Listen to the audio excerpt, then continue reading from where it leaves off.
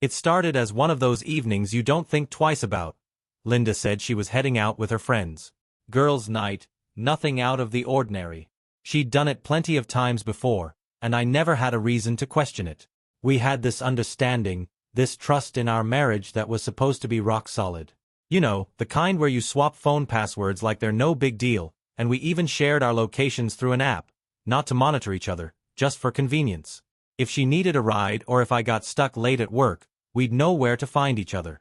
That night, though, something just didn't sit right. I couldn't explain it, but the unease settled in my chest as soon as she walked out the door. She looked stunning, I'll admit that. Jeans that fit just right, her favorite leather jacket, and her hair done in loose waves. "Don't wait up," she'd said with a quick smile before heading out. I shrugged it off, reminding myself that overthinking was my worst habit. Around 10 p.m., I was lounging on the couch, half watching a game on TV while scrolling through my phone. Out of habit, I opened the location app we both had, more to reassure myself than anything else. She wasn't at the bar she mentioned. Instead, the little blue dot showed her parked in a quiet neighborhood across town. At first, I thought it was just a glitch. Technology messes up, right? But when I checked again 15 minutes later, the dot hadn't moved. I told myself it could be anything. Maybe they stopped at a friend's house for pre-drinks. Or maybe the bar was packed, and they went somewhere quieter. It wasn't like Linda to lie, she'd always been upfront about everything. But as the minutes turned into an hour and the dot remained glued to the same spot, the knot in my stomach tightened. Something about this didn't add up. I fought the urge to call her. I didn't want to be that guy, the overbearing husband. Instead, I kept checking the app, trying to convince myself that I was reading too much into it. When another hour passed, and her location finally moved, it wasn't to a bar or a restaurant. It was straight back to our house. When she walked through the door just before midnight, she seemed completely at ease, like nothing unusual had happened. She gave me a quick peck on the cheek and dropped her purse on the counter. "The girls went a little overboard," she said casually. "I ended up being the sober one.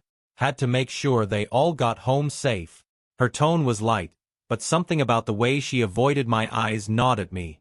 I nodded, not wanting to push. I told myself to trust her, that this was just my imagination running wild. I mean, she'd never given me a reason to doubt her before. But later that night, as she drifted off to sleep beside me, I couldn't shake the unease. My mind replayed the timeline over and over. The strange location, the hours unaccounted for, her nonchalant attitude when she got home. I didn't say anything. I wasn't ready to accuse her of something I couldn't even prove. Still, the questions wouldn't stop circling. Why would she lie? And if she was lying, what else didn't I know?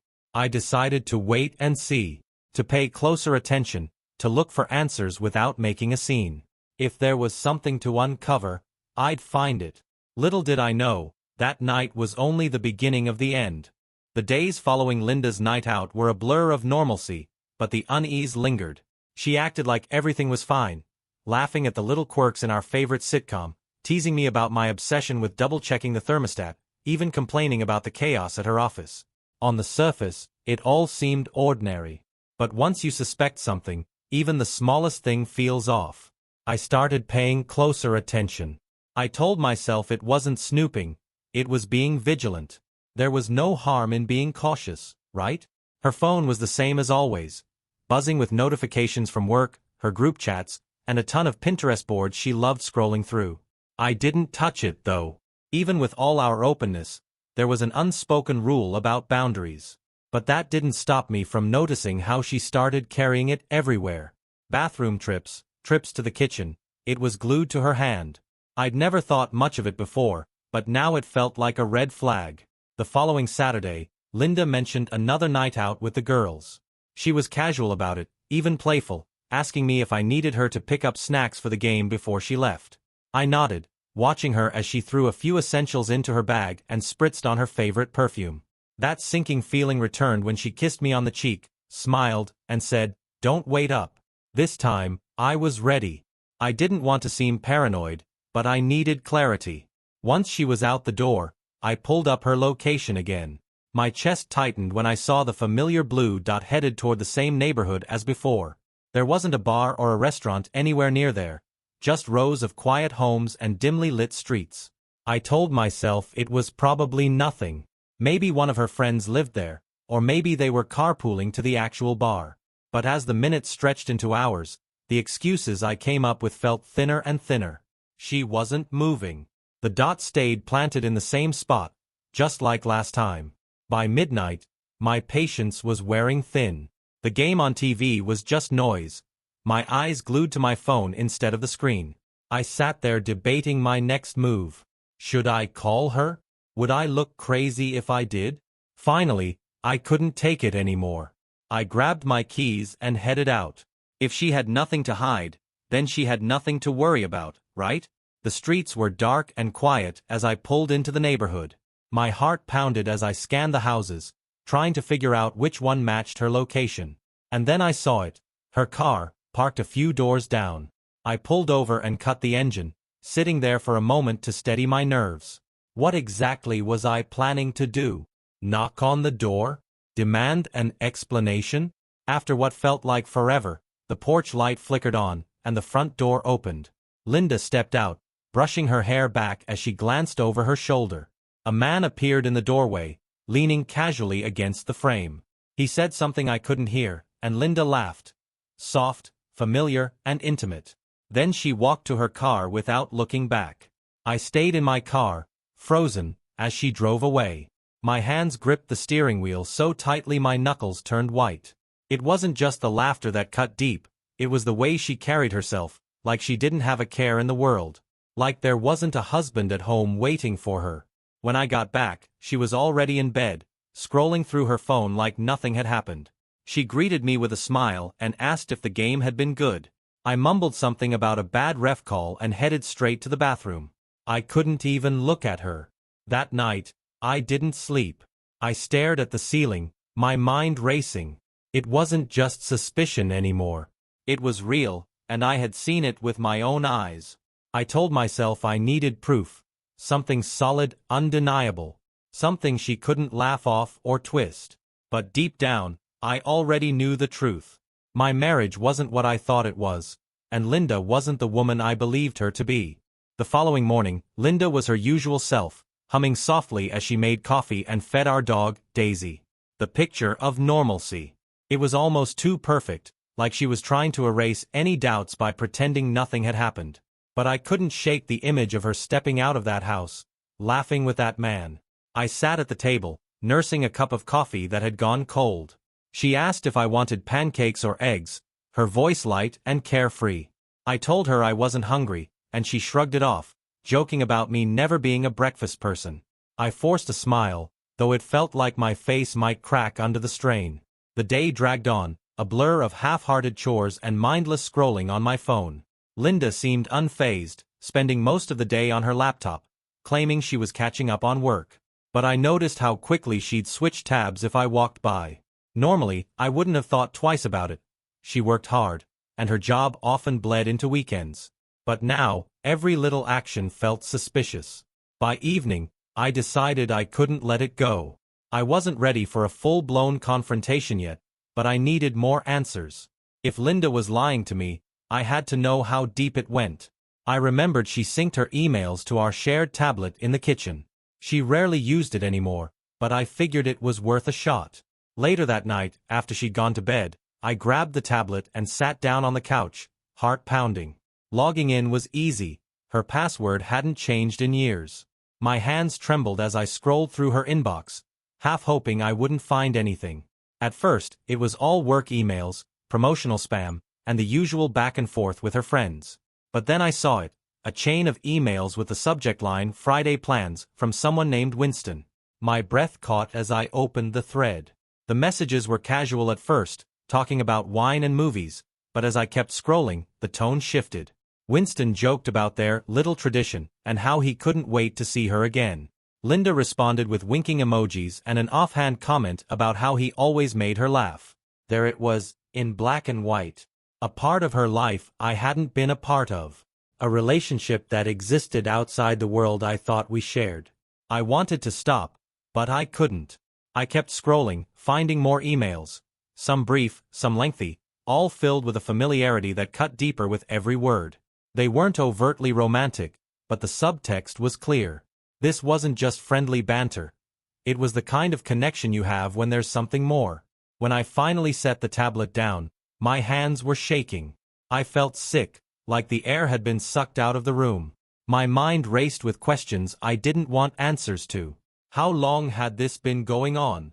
Did she love him? Did she ever even love me? I barely slept that night. I lay awake, staring at the ceiling, feeling the weight of the betrayal settle over me. Linda's breathing was steady beside me, completely unaware of the storm brewing in my chest. The next day, I made a decision. If she could lie so easily, I wasn't going to let her get away with it. I needed more proof, more clarity, something that would lay it all bare. I wasn't just going to confront her. I was going to make sure she couldn't worm her way out of the truth. But for now, I had to play it cool. I couldn't let her suspect that I knew. So I forced myself to act normal, to laugh at her jokes, to kiss her goodbye as she left for work. Every smile felt like a lie, every touch like a betrayal. But I knew the game wasn't over yet. If she wanted to live a double life, I was going to make sure she got caught. By Monday, the weight of what I'd uncovered was crushing. The emails between Linda and Winston replayed in my mind on a loop, each word slicing deeper into the trust one once had in her.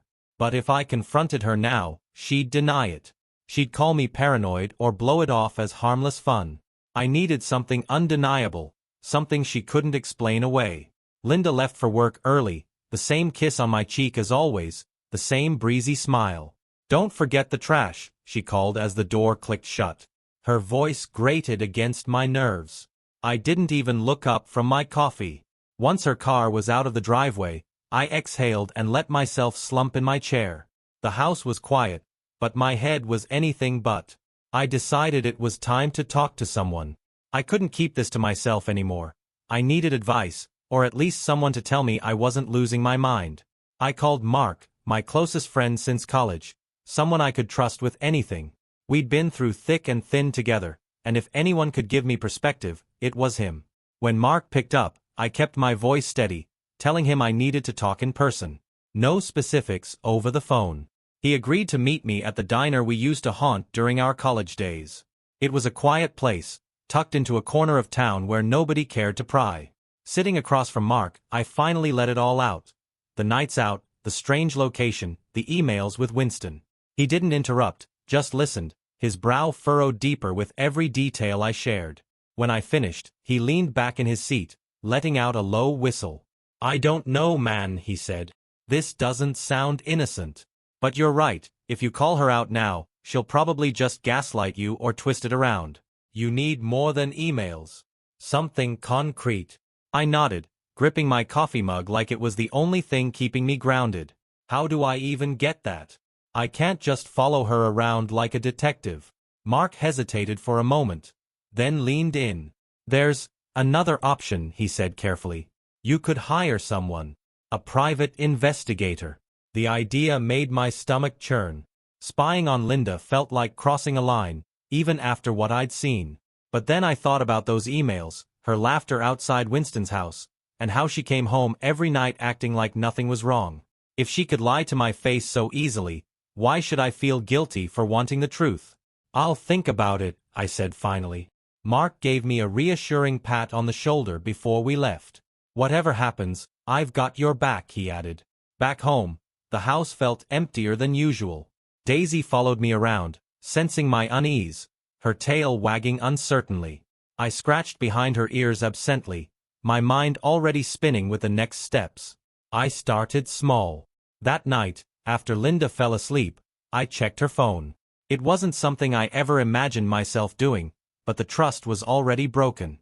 Her texts were mostly work-related or from her friends. But one number stood out. It didn't have a name, just the digits. The thread was short and vague, filled with messages like, "Same time as last week," and "Can't wait to see you." My heart sank as I saved the number into my phone. I used a reverse lookup site the next morning, and it confirmed what I already suspected. The number belonged to Winston. I spent the rest of the week in a haze, forcing myself to act normal while my insides churned. Every time Linda smiled or laughed, it felt like a slap in the face. I started keeping notes, dates, times, even screenshots of her emails and texts. It felt cold and calculating, but I needed to protect myself. If this was heading where I thought it was, I'd need every bit of evidence to keep my footing. By Friday, I'd made my decision. I found a private investigator online with great reviews and set up a discreet meeting. The guy, Rob, was professional and didn't ask too many questions. He assured me he could find out everything I needed to know without tipping Linda off. As I left his office, a strange mix of relief and dread settled over me. On one hand, I was finally taking action. On the other, I wasn't sure I was ready for whatever Rob might uncover. The thought of hearing confirmation of Linda's betrayal made my chest ache, but I couldn't turn back now. That night, Linda mentioned another girl's night out, her tone as casual as ever. I smiled, kissed her cheek, and told her to have fun. But inside, my resolve hardened. Let her think she had me fooled. I was done second-guessing myself. The truth was coming, whether I was ready for it or not. The next few days crawled by as I waited for Rob to start his work. Every interaction with Linda felt like walking through a minefield. I couldn't tell if I was being overly cautious or if she was starting to sense my suspicion. She seemed perfectly at ease, chatting about mundane things like Daisy's vet appointment and weekend plans with her coworkers. When Friday came around, she announced Herb Girls' Night with the same breezy tone as before. I smiled, nodded, and even joked about making sure she didn't end up as the designated driver again. Inside, though, I was bracing for the storm. As soon as she left, I called Rob to confirm he was ready. He assured me he had everything set up, a car, a camera, and enough experience to tail someone without them noticing. He told me he'd keep me updated, but not to expect anything until the following morning. That night was one of the longest of my life.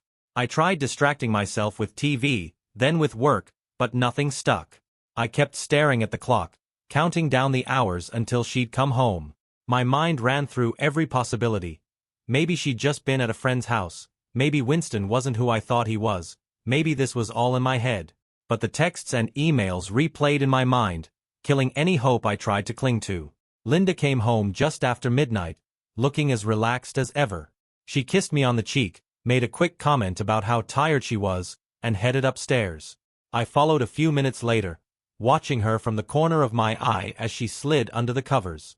She fell asleep almost instantly, her breathing steady and peaceful. Meanwhile, my mind churned with what Rob might have found. Did he see her with Winston? Did he catch them at that house again? I barely slept, tossing and turning until the faint glow of dawn crept through the curtains. Rob called just after 9 a.m. His voice was calm, professional, but what he said left me reeling. He confirmed that Linda hadn't been with her friends. She'd gone to the same house as before, and Winston had greeted her at the door. They spent hours together before leaving in his car, heading to a small wine bar on the other side of town. Rob had followed them inside and managed to snap a few photos, nothing overly incriminating, but close enough for anyone to see the intimacy between them. "She's not being subtle about it," Rob said bluntly. "They weren't holding hands or anything, but the way they looked at each other, it's clear there's something going on." My stomach dropped. It was one thing to suspect, another to have it confirmed. I thanked Rob and asked him to send me the photos. When they arrived a few minutes later, I stared at them, my hands shaking. There she was, sitting across from Winston in a dimly lit booth, her face lit up with a smile I hadn't seen in years. The kind of smile you reserve for someone who makes your heart race. The next photo showed Winston leaning in, his hand resting casually on hers. She didn't pull away. I closed the images and sat there, staring blankly at my phone. Part of me wanted to confront her right then and there, to shove the photos in her face and demand an explanation. But another part of me, the part still holding on to some shred of dignity, knew that wasn't the way to go. If I lost my cool now, she'd twist it around, play the victim, and I'd be the one left scrambling to defend myself. Instead, I called Mark and told him everything. He listened patiently, letting me vent about how blindsided I felt. "You need to be smart about this, Kyle," he said. "Don't let your emotions get the best of you. If you're thinking about divorce, you need to be prepared." Prepared. The word felt heavy, like a door slamming shut on everything I thought my life was. But Mark was right. This wasn't just about catching Linda in a lie. It was about protecting myself, about making sure I came out of this with some semblance of control. That night, I acted like nothing had changed. I cooked dinner, watched TV with Linda, and even laughed at one of her silly stories about work. But inside, I was already planning my next move. She thought she had me fooled, but she was wrong. I wasn't just going to catch her in the act. I was going to make sure she couldn't deny it. The evidence was stacking up, and soon, there'd be no way out for her. All that was left was deciding how and when to confront her. And when that moment came, I wouldn't hold back. The courtroom felt colder than I expected, the kind of chill that sinks into your bones. I sat at the plaintiff's table with Valerie, my lawyer, while Linda and her attorney were across the aisle. She didn't look at me, her gaze fixed straight ahead, her expression unreadable. I couldn't tell if it was guilt, confidence, or something in between. Valerie opened strong, laying out the facts of the case. The photos, the texts, the emails. She detailed how Linda's actions had broken the trust in our marriage and left me blindsided. Across the room, Linda's lawyer pushed a different angle, framing her as a woman caught in a strained relationship, turning to a friend for emotional support. It stung, but I stayed focused. The truth was on my side. Then the evidence came out. Photos of Linda and Winston leaving his house, laughing at a bar, sitting close enough to leave no doubt. The texts were read aloud, each one cutting deeper than the last. Linda's lawyer tried to dismiss them as misunderstood or harmless, but the tension in the room was palpable. Even the judge's face gave nothing away, but I could tell the argument wasn't landing. Linda's testimony was a mix of denial and deflection. She claimed the relationship was innocent, just a friendship, and insisted the evidence had been taken out of context. Valerie's cross-examination was direct, pointing out the lies, the secrecy, and the unmistakable flirtation in their messages. By the end, Linda's calm facade had started to crack. When I took the stand, I stuck to the truth. I described the lies, the nights I spent waiting, and how I discovered the betrayal. I avoided dramatics, knowing the evidence would speak louder than my anger. Valerie guided me carefully, making sure every word counted. By the time Rob testified, detailing his surveillance and the interactions he'd witnessed, Linda's side was struggling to keep up. As the judge called for a recess, I let out a breath I didn't realize I'd been holding. It wasn't over, but for the first time, I felt like the truth was finally coming to light. The courtroom was quieter when we returned after the recess, the tension thick enough to cut with a knife. Linda's lawyer made his closing argument, sticking to their narrative of misinterpretation and emotional strain in the marriage. He painted Linda as someone who had made mistakes but wasn't malicious or unfaithful in the way we claimed. I could see Linda nodding subtly as he spoke, her shoulders held stiff, her hands clasped tightly in front of her. Then Valerie stood to deliver our closing argument. She didn't rush, her tone calm and measured. She walked the judge through the evidence one last time, the photographs of Linda with Winston, the flirtatious texts, and her clear pattern of secrecy. She emphasized how my trust had been shattered and how Linda's actions had caused irreparable harm to our marriage. Valerie ended by reminding the court that this wasn't a case of miscommunication or innocent friendship. The evidence showed deliberate deception. She didn't try to evoke sympathy, instead sticking to the facts, confident that they spoke for themselves. The judge announced he would review everything and deliver his decision the next day. As we left the courtroom, I felt an odd sense of relief. For months, my life had felt like a whirlwind of lies and confusion, but now, it was almost over. There was nothing left to do but wait. Linda walked past me without a word as we exited. Her lawyer said something to her, and she nodded before heading out to the parking lot. I didn't follow her with my eyes. I didn't need to. That evening, I sat in the quiet of my living room, staring at the stack of notes and documents Valerie had helped me organize. I thought about everything we'd gone through in court, the arguments, the evidence, and the moments when Linda's mask had slipped. For the first time, I felt like the outcome might actually go in my favor. Still, the uncertainty gnawed at me. Tomorrow, the judge would decide not just the outcome of the trial but how the next chapter of my life would begin. I could only hope that all the evidence, all the preparation, and all the pain I'd endured would finally lead to justice. The courtroom was packed when we returned the next morning, the atmosphere heavy with anticipation. My stomach churned as I sat down at the plaintiff's table with Valerie. She leaned over and whispered, "Whatever happens, you've done everything you could." I nodded, but her words offered little comfort. Across the aisle, Linda sat stiffly, her expression unreadable. Her lawyer whispered something to her, and she gave a small nod, her face betraying no emotion. The judge entered, and the room fell silent. He began by summarizing the case, the evidence, the testimony, and the arguments made by both sides. His voice was calm and measured, but every word felt like a hammer striking metal. I gripped the edge of the table, bracing myself for the decision. When he addressed the evidence, I felt a flicker of hope. He acknowledged the photos and texts as clear indicators of a relationship that went beyond friendship. He pointed out the inconsistencies in Linda's testimony, particularly when pressed about her whereabouts and her communication with Winston. He wasn't harsh, but his words carried weight. Then came the ruling. The judge declared that the evidence of infidelity was substantial and that Linda's actions had directly contributed to the breakdown of our marriage. The division of assets followed, and while it wasn't everything I'd hoped for, the ruling leaned in my favor. The marital home would be mine, and Linda would be responsible for covering a portion of the legal fees. When the judge finished, it was as if the room exhaled all at once. I sat there, letting his words sink in. It was over. Months of doubt, anger, and heartbreak had finally culminated in a decision that validated everything I'd been through. I glanced over at Linda, but she avoided my gaze, staring straight ahead. Her lawyer put a hand on her shoulder, but she shrugged it off and gathered her things. As we left the courtroom, Valerie turned to me with a small smile. "You did well," she said. "Now it's time to move forward." I thanked her and stepped outside into the crisp morning air. The weight I'd been carrying for so long felt a little lighter, though not completely gone.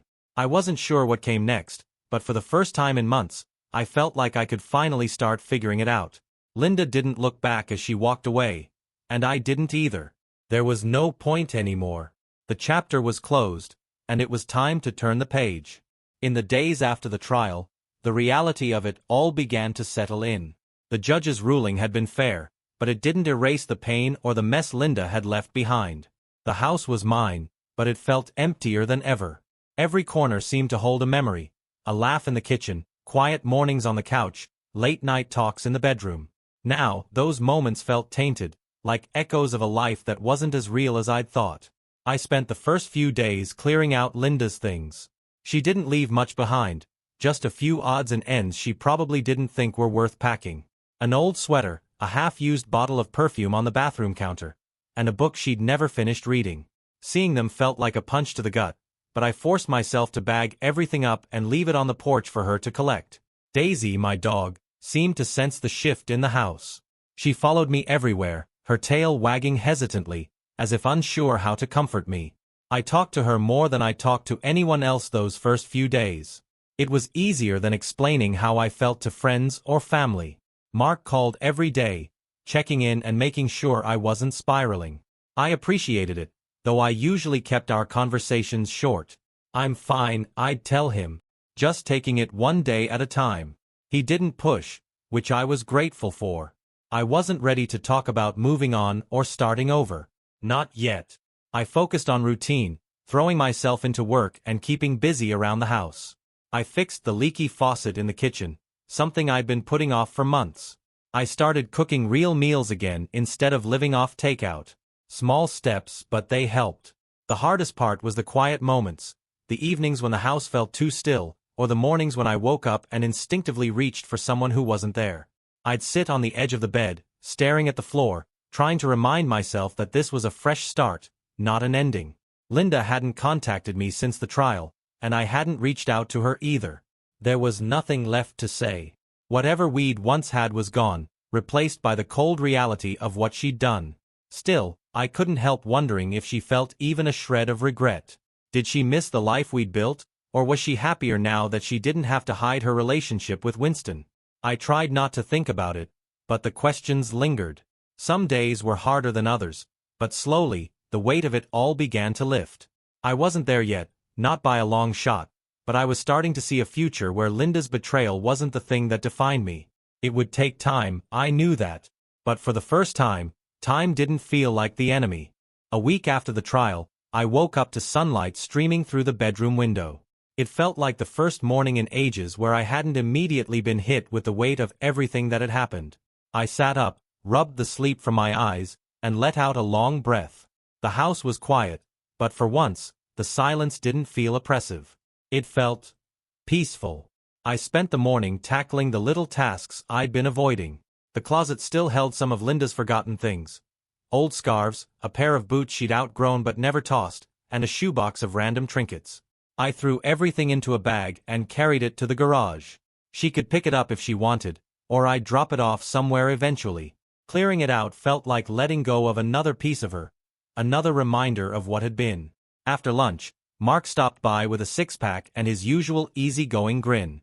"Thought you could use some company," he said, setting the beers on the counter. I nodded, grateful for the distraction.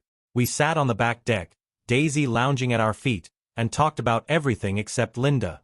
Mark kept the conversation light, joking about old college stories and tossing a tennis ball for Daisy to chase. For the first time in weeks, I laughed.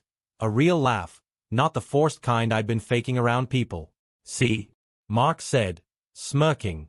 "You're still in there, man. It's not all doom and gloom." "Yeah," I said, cracking a smile. "One step at a time, right?" He raised his beer in a mock toast. "Exactly." After Mark left, I found myself feeling lighter. The ache of what had happened was still there, but it didn't feel as sharp. It was like I'd started to accept that life was moving forward, whether I was ready for it or not. That night, I sat down with a notebook and started making a list of things I wanted to do. Nothing big, just little goals to keep me grounded. Fix the broken fence in the backyard. Take Daisy on longer walks. Maybe even start going to the gym again. As I wrote, I realized something. For the first time since Linda's betrayal came to light, I wasn't thinking about what I'd lost. I was thinking about what came next. It wasn't a big epiphany or a dramatic moment, just a quiet sense of resolve. I couldn't change what had happened, but I could decide how I moved forward. And that, I realized, was something Linda couldn't take away from me. The weeks that followed were a mix of small victories and lingering challenges.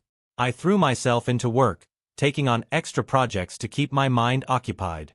It wasn't just about staying busy, it was about proving to myself that I could focus again, that my life wasn't going to revolve around Linda's betrayal forever. In the evenings, I made it a point to take Daisy on long walks through the neighborhood. She'd trot happily beside me, her tail wagging as if to remind me that not everything in life was complicated. It became part of my routine, a way to clear my head and remind myself that I wasn't stuck in place. One day, during one of these walks, I ran into a neighbor, Claire, who lived a few houses down. We'd exchanged pleasantries before but had never really talked. She was out gardening when Daisy pulled toward her yard, sniffing curiously at the flowers. "Sorry about that," I said, tugging gently at Daisy's leash. Claire smiled, wiping her hands on her jeans. "No worries. She's adorable." We chatted for a few minutes about dogs and gardening before she mentioned she'd heard about the divorce. I tensed, expecting pity or awkwardness, but instead, she said something that stuck with me. "It's tough, I'm sure," she said, her tone kind but matter-of-fact. "But you're still here, and that counts for something." I nodded, not sure how to respond. The words were simple, but they hit home. I was still here, still standing, still moving forward, even if it felt like I was dragging some days. Over the next week, I started tackling the list I'd made. First, I fixed the broken fence in the backyard, a project that took an entire Saturday and left me covered in dirt and sweat but oddly satisfied. Then I signed up for a gym membership, forcing myself to go even when I didn't feel like it. The first few workouts were rough, but I could feel a shift, a small but important step toward feeling like myself again. I also started reconnecting with old friends, people I hadn't seen much of since the divorce. Mark had been my anchor through everything, but branching out felt like another way to reclaim my independence. I went to a poker night, grabbed coffee with an old coworker, and even agreed to join a trivia team at a local bar. Linda was still in the back of my mind, but her presence was quieter now, like a shadow fading in the distance. I hadn't heard from her since the trial, and I was fine with that. I didn't need closure from her. What I needed was to keep moving forward, to build a life where she wasn't the center of everything. As the days turned into weeks, I started to see glimpses of what that life could look like. It wasn't perfect, and I still had bad days, but it was mine. For the first time in a long time, that felt like enough. One afternoon, about a month after the trial, I was out running errands when I saw her. Linda. She was standing in the produce section of the grocery store, holding a bag of apples and chatting with someone I didn't recognize. For a moment, I froze, my heart thudding in my chest. It wasn't fear or sadness, it was surprise, the kind that catches you off guard and leaves you scrambling to process. She looked different. Not drastically so, but there was a noticeable change. Her hair was shorter, and she wore a bright sweater that didn't suit her usual style. She looked happy, or at least like someone trying to project happiness. I debated slipping out of the store unnoticed, but something in me decided to hold my ground. This was my town, my grocery store, and I wasn't going to let her presence dictate how I lived my life anymore. So, I grabbed a cart and continued shopping, keeping my distance but not hiding. A few minutes later, as I stood in the cereal aisle, I heard her voice behind me. "Kyle." I turned, and there she was, standing a few feet away with an unreadable expression. She hesitated, then offered a small, almost tentative smile. "Hi," I said, keeping my tone neutral. "I wasn't sure if I should say something," she admitted, her hands fidgeting with the strap of her purse. "But, how are you?" It was such a loaded question, and for a second, I considered brushing her off with a polite but hollow answer. Instead, I met her gaze and said, "I'm doing better. Taking things one day at a time." She nodded, her eyes darting away for a moment. "That's good. I'm glad to hear that." There was an awkward silence, the kind that stretches on and makes you want to fill it just to break the tension. But I didn't feel the need to say more. If she had something to add, she could be the one to speak up. "I didn't mean to," she started, then stopped. "I mean, I wasn't expecting to see you." "Same here," I replied simply. She gave a short laugh, more of a nervous sound than anything else. "Well, I should let you get back to your shopping. I just wanted to say hi." "Take care, Linda," I said, and with that, I turned back to the shelves, letting her walk away without another word. I stood there for a moment, staring at the rows of cereal boxes without really seeing them. The encounter had been brief, but it left me feeling oddly calm. There was no anger, no sadness, just a quiet sense of closure. I finished my shopping and left the store, the encounter already fading from my mind. It wasn't the kind of moment that defined anything, but it reminded me that I was moving forward, that I could face Linda without crumbling. Driving home, I rolled the windows down and let the cool air wash over me. For the first time in weeks, I didn't feel the weight of the past pressing down. Instead, I felt something lighter, something I hadn't felt in a long time. Freedom. The encounter with Linda stayed with me for a day or two, not because it stirred old feelings, but because of how little it truly affected me. Seeing her again, hearing her voice, it was like running into someone you used to know, someone who belonged to a chapter of your life that no longer mattered. After that, I felt a sense of clarity I hadn't experienced before. It wasn't just about moving on from Linda. It was about figuring out who I was without her. For so long, my life had revolved around being her husband, her partner, and I hadn't realized how much of myself I'd lost in the process. I decided it was time to start doing things for me, things I'd let slip during our marriage. I dug my old bike out of the garage, cleaned it up, and started riding again. The first ride was rough. My legs ached, and I was out of breath within minutes. But the freedom of being out on the road, the wind in my face, reminded me why I used to love it. I also signed up for a cooking class at the local community center. Cooking had always been something I enjoyed, but during the marriage, it had turned into just another chore. Now, it felt like a creative outlet, a way to focus on the present instead of dwelling on the past. The class was small, just a handful of people, but I quickly found myself enjoying the camaraderie. There was something comforting about standing around a counter, chopping vegetables and sharing laughs with strangers who didn't know my story. It felt like a clean slate. One evening after class, the instructor, a woman named Rachel, struck up a conversation with me as we cleaned up. She was about my age, warm and down to earth, with a quick wit that caught me off guard. We talked about food, travel, and the best local spots to grab coffee. It was the kind of easy, unforced conversation I hadn't had in years. As I drove home that night, I caught myself smiling. It wasn't that I was looking for anything romantic, not yet, at least, but it felt good to connect with someone again, to be reminded that life could still hold moments of joy and connection. Over the next few weeks, I started saying yes to more opportunities. Mark invited me to a weekend hike, something I hadn't done since college, and despite my initial hesitation, I agreed. The trail was challenging, but the view at the summit was worth every step. Standing there, looking out over the vast expanse of trees and hills, I felt small but grounded, like I was finally reconnecting with the world. Little by little, I was rediscovering who I was. Beyond the heartbreak, beyond the betrayal. I wasn't the same person I'd been before Linda, and I wasn't the person I'd been with her, either. I was someone new, someone still figuring things out. And for the first time I was okay with that. By the time autumn rolled in, I felt like I'd settled into a rhythm. My days were steady: work, gym, cooking class, and the occasional hike with Mark. The wounds from the divorce were still there, but they felt less raw. I wasn't waking up every morning with the same heavy weight in my chest, and the quiet of the house no longer felt like loneliness. It felt like peace. One evening, after another cooking class, Rachel caught up with me in the parking lot. The air was crisp, the kind that hinted at winter's approach, and she wrapped her scarf tighter as she walked up. "You free this weekend?" she asked casually, her breath fogging in the cold. I paused, surprised. "I think so." "Why?" "There's a fall festival downtown," she said, a small smile tugging at the corner of her mouth. "Great food, live music, and I figured you might want to check it out. You seem like the kind of guy who'd enjoy it." It wasn't just the invitation that caught me off guard, it was the ease with which she asked, like it wasn't a big deal, just two people sharing something fun. And for once, I didn't overthink it. "Yeah," I said, smiling back.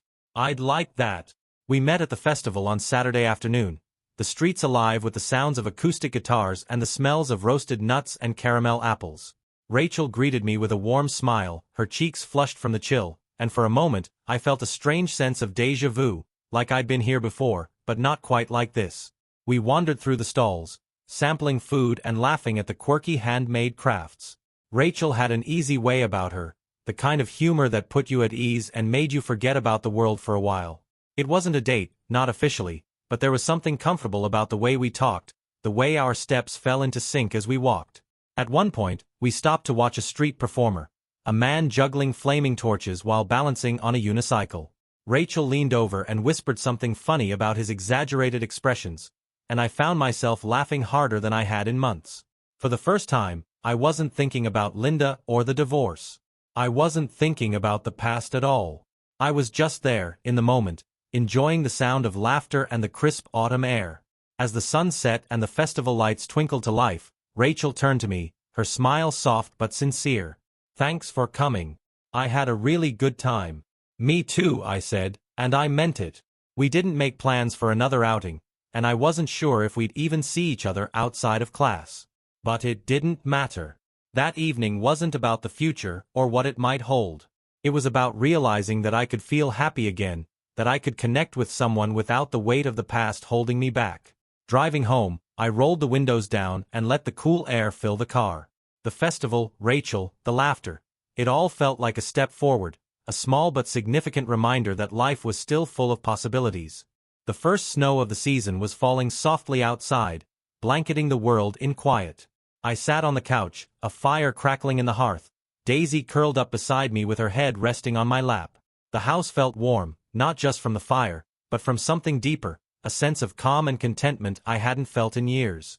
The journey to this moment had been anything but easy. There were days when I didn't think I'd ever feel whole again, when the pain of betrayal and the weight of starting over seemed insurmountable.